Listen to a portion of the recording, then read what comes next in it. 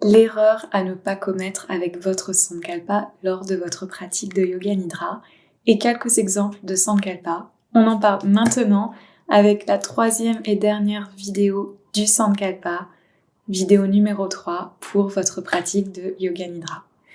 Namasté, je suis Bérénice et je suis encore une fois très heureuse de partager avec vous quelques éléments sur le Sankalpa afin que vous pratiquiez au mieux le Yoga Nidra.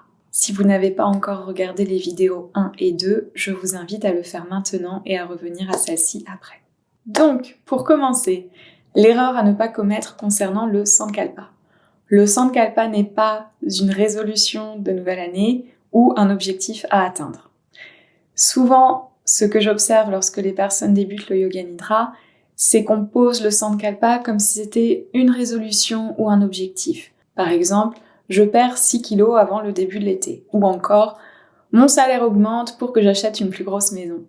Mais le Sankalpa, ce n'est pas ça du tout, donc explorons ensemble en détail la différence entre résolution, objectif et Sankalpa. Pourquoi le Sankalpa n'est pas une résolution de nouvelle année ? Parce que déjà, pour commencer, selon des études, 90% des résolutions de nouvelle année échouent, tandis que le Sankalpa n'échoue pas. Quand on pose une résolution de nouvelle année, il y a souvent un sentiment de pression. On se focalise sur ce qui ne va pas chez nous et ou on se focalise sur ce qui manque. Donc on se met la pression parce que souvent on veut aller vite et on s'impose une date limite. Exemple, je veux perdre mes 6 kilos avant le début de l'été. Ensuite, on se concentre sur ce qui ne va pas chez nous. Donc dans le cas du régime, de la perte de poids, je ne suis pas encore assez mince, j'ai ces kilos en trop, je veux maigrir, et ça s'accompagne souvent d'autres croyances, je suis nulle avec la nourriture, je manque de volonté, je manque de discipline, je n'y arriverai pas, blablabla, blablabla. Et souvent ces croyances s'accompagnent aussi d'un sentiment de culpabilité et de stress. Objectif ou résolution nouvelle année, on se focalise aussi sur ce qui manque. Donc dans le cas du salaire pour la grosse maison, en fait on se focalise sur le salaire qu'on n'a pas encore et la maison qu'on n'a pas encore. Avec le Sankalpa, c'est complètement différent. Le Sankalpa n'est pas accompagné des croyances de manque, de besoins immédiats, de pression ou de culpabilité. Car la beauté du Sankalpa, c'est que le Sankalpa considère que vous êtes déjà entier, suffisant, parfait tel que vous êtes ici et maintenant. Le Sankalpa estime que vous avez déjà toutes les ressources en vous, tout le potentiel pour réussir, pour parvenir à la réalisation de votre Sankalpa. Et en fait, le Sankalpa imagine qu'il faut juste mettre en lumière ces ressources et ces potentiels qui sont déjà en vous, et le Sankalpa vous y aide à mettre cette lumière. Lorsque vous posez le Sankalpa, c'est différent d'un objectif ou d'une résolution, car j'en ai déjà parlé dans la vidéo précédente, vous posez votre Sankalpa avec sincérité et avec votre cœur. Et il n'y a pas de pression. Le Sankalpa, c'est un petit peu cette intuition en vous.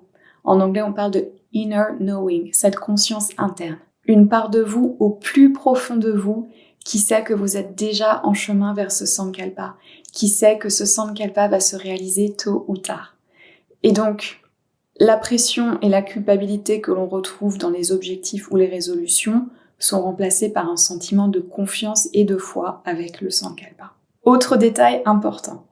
Quand vous posez votre Sankalpa, vous vous focalisez sur ce que vous désirez et non pas sur ce que vous ne désirez pas. Par exemple, plutôt que de dire « je ne veux plus grossir, j'ai du poids à perdre, il faut absolument que je perde ces 6 kilos avant le début de l'été », votre Sankalpa, lui, se focalise sur ce que vous désirez. Donc ce sera par exemple « je suis en excellente santé mentale et physique, je suis allégée à tout niveau ». Et ça devient plus facile, plus fluide. Il y a moins de pression. Avec le Sankalpa, vous vous focalisez sur ce que vous désirez. Car, comme le dit si bien la citation de James Redfield, « Where attention goes, energy flows », qu'on peut traduire par « là où va votre attention, l'énergie circule, l'énergie va ». Ce sur quoi vous vous focalisez prend de l'importance. Et vous voyez la différence entre se focaliser sur le poids à perdre et ne plus grossir et se focaliser sur être en forme, être à son poids de forme et en bonne santé. C'est très subtil, mais ce changement de perspective fait toute la différence. Le fait de vous focaliser sur ce que vous désirez fait la différence Et c'est très important pour la formation de votre Sankalpa. Vous vous concentrez seulement et uniquement sur ce que vous désirez et le résultat souhaité. Autre chose, lorsque vous formulez votre Sankalpa, vous considérez que ce que vous souhaitez est déjà là. C'est déjà réalisé, c'est votre réalité ici et maintenant. Car avec le Sankalpa, il n'y a pas de notion de temps. Votre futur est votre présent et votre désir du futur est déjà réalité dans votre présent. Et je sais que c'est un concept un peu étrange pour certains d'entre vous, mais celles et ceux d'entre vous qui sont familiers avec la manifestation et sa théorie, ça doit déjà vous parler. Et d'ailleurs, il est dit que le cerveau ne fait pas la différence entre le passé, le présent et le futur lorsque l'on visualise. Donc, quand on pose le Sankalpa, c'est avec cette notion que le futur est déjà là. On considère que votre Sankalpa, votre souhait sincère du cœur, est déjà votre réalité ici et maintenant. Et c'est la différence avec la résolution de nouvelle année. Tandis que la résolution de nouvelle année, pour reprendre l'exemple du poids, se focalise sur perdre les 10 kilos, le Sankalpa, lui, considère que vous avez déjà perdu ces 10 kilos. Et du coup, le Sankalpa sera « Je suis en bonne santé mentale et physique, je fais les bons choix alimentaires ici et maintenant ». Autre exemple avec le salaire et la grosse maison. Je veux atteindre les 50 000 € par an pour acheter une plus grosse maison. Donc pareil, on n'a pas encore atteint l'objectif avec l'objectif, tandis que le Sankalpa, lui, considère que vous avez déjà le gros salaire, vous avez déjà cette maison, et ça deviendra « Je suis abondant et prospère dans tous les domaines de ma vie », par exemple. Donc avec votre Sankalpa, votre résultat, votre souhait du cœur est déjà votre réalité ici et maintenant. Et c'est assez magique. Dernier point, si vous êtes toujours avec moi, votre Sankalpa vous attire vers ce que vous désirez. Il y a cette notion de mouvement d'attraction, un peu comme un aimant. Votre Sankalpa vous guide naturellement vers ce à quoi vous aspirez, vers ce que vous désirez. Et à l'inverse, un objectif ou une résolution de nouvelle année donne plutôt l'impression de quelque chose de forcé. Il y a cette sensation de mettre la pression, de pousser pour atteindre un but. Donc, la différence, Sankalpa, mouvement d'attraction, on est attiré naturellement, tandis que pour l'objectif et la résolution de nouvelle année, il y a ce sentiment de forcer et de mettre la pression. Donc rapidement, les erreurs à ne pas commettre. Le Sankalpa, ce n'est pas une résolution de nouvelle année, ni un objectif à atteindre. Votre Sankalpa sincère et qui vient du cœur dure dans le temps, et il considère que quel que soit votre souhait, votre vœu, c'est déjà votre réalité ici et maintenant et que vous avez tout le potentiel, toutes les ressources en vous pour y arriver. Et c'est d'ailleurs pourquoi on ne formule jamais le Sankalpa au futur, mais toujours au présent, et ça j'en ai déjà parlé dans la vidéo précédente. Passons à quelques exemples de Sankalpa. Donc si vous voulez, vous pouvez fermer vos yeux, vous détendre, et juste écouter les Sankalpa que je vais donner en exemple. Ce sont des Sankalpa que j'ai utilisés dans les 150 vidéos que j'ai partagées maintenant. Premier Sankalpa, je suis en paix ici et maintenant. Je m'accepte tel que je suis assez. Je suis amour, j'irradie l'amour. Je suis à l'aise, j'ai confiance en moi-même et en la vie. Je suis patient et aimant envers moi-même et envers les autres. J'accueille harmonie et équilibre total. Tout mon être est en harmonie. Mon cœur est ouvert à l'abondance de la vie. Je m'accepte et je m'aime tel que je suis. Mon corps guérit et se régénère de jour en jour. À chacune de mes respirations, je m'apaise, je suis calme. Je reviens au moment présent, je prends soin de moi, j'accueille la sérénité. Donc voilà pour quelques exemples.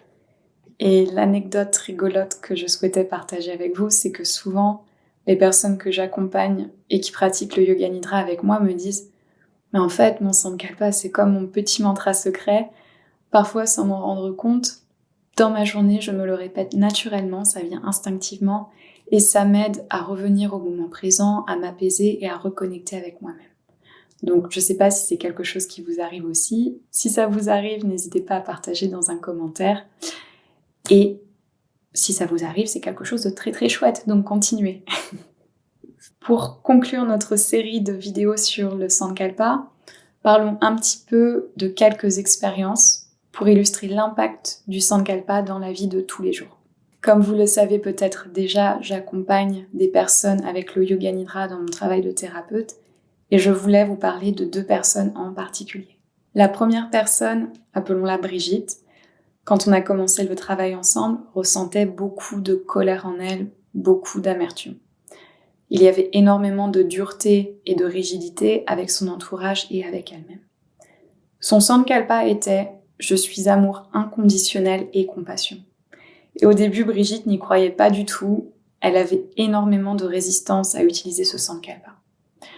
Puis, au fil des mois, sans rien changer à son quotidien, ma cliente a vu ses relations avec ses proches, avec les autres et avec elle-même s'améliorer.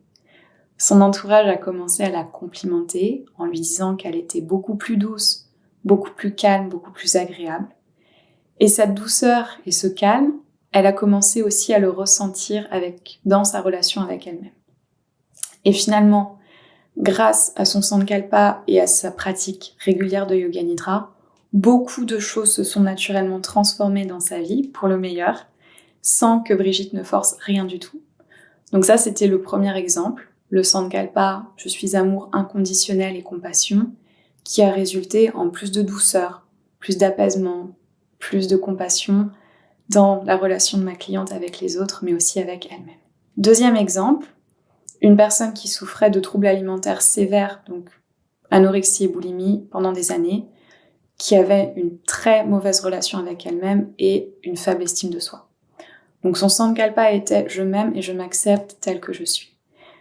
Pareil que Brigitte, au début, elle n'y croyait pas du tout. Il y avait beaucoup de résistance à utiliser ce Sankalpa qui sonnait vraiment faux et presque comme un mensonge par rapport à la réalité de tous les jours avec la nourriture notamment.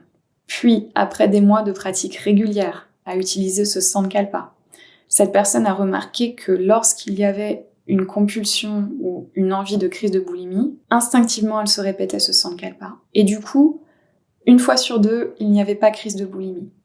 Et petit à petit, la relation avec la nourriture s'est améliorée. Et par conséquent, sa relation avec elle-même aussi.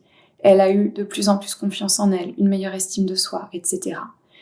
Tout ça pour dire que sa guérison des troubles alimentaires s'est faite plus facilement, plus rapidement, plus naturellement, pour finalement guérir complètement. Et je confirme cette histoire à 100%, car cette personne, c'est moi. Et voilà où j'en suis 7 ans plus tard, avec le Yoga Nidra, mais aussi, je tiens à préciser, avec d'autres sources d'aide et de soutien. Mais le Yoga Nidra a été un élément crucial à jouer un rôle très important dans ma guérison. J'espère que cette série sur le Sankalpa vous a plu et qu'elle vous donnera les clés pour comprendre et découvrir votre propre Sankalpa. Si jamais vous sentez que vous voulez un peu plus de soutien pour trouver votre Sankalpa, le découvrir, j'organise un atelier le dimanche 29 juin à 19h30 en ligne, en direct. Durant cet atelier, nous aurons une pratique inédite pour vous guider et vous aider à trouver votre Sankalpa avec le cœur et pas avec la tête. Ensuite, on aura un petit temps de discussion et de partage pour éventuellement peaufiner votre Sankalpa. Et on finira avec une pratique de Yoga Nidra exclusive pour mettre en pratique et bien intégrer votre Sankalpa. Cet atelier sera payant et si vous souhaitez vous inscrire, envoyez-moi un email à l'adresse email qui s'affiche sur votre écran maintenant. Prenons un petit moment si vous le souhaitez pour juste ressentir de la gratitude pour quelques secondes. Vous pouvez fermer vos yeux, peut-être même poser vos mains sur votre cœur et ressentir de la gratitude pour une chose ou une personne aujourd'hui. Peut-être même de la gratitude envers vous-même pour avoir pris le temps d'écouter ces vidéos sur le Sankalpa, pour avoir pris le temps d'apprendre et de développer votre pratique et passion du Yoga Nidra. Et je vous remercie infiniment pour votre écoute, pour votre présence ici, pour votre soutien, pour faire partie de notre jolie communauté Yoga Nidra YouTube, car sans vous, elle n'existerait pas. Je remercie aussi tous mes mentors de Yoga Nidra qui m'ont aidé à en être là où j'en suis aujourd'hui. Avant de partir, pensez à laisser un petit pouce si vous avez aimé ces vidéos. Si vous ne faites pas encore partie de notre communauté Yoga Nidra, rejoignez-nous en vous abonnant. Et en attendant, je vous souhaite une excellente fin de journée. Prenez soin de vous, prenez soin de votre Sankalpa, pratiquez avec, continuez, plantez les petites graines de calme, de sérénité, de bien-être au quotidien. Et on se retrouve bientôt pour de prochains Yoga Nidra. Namasté.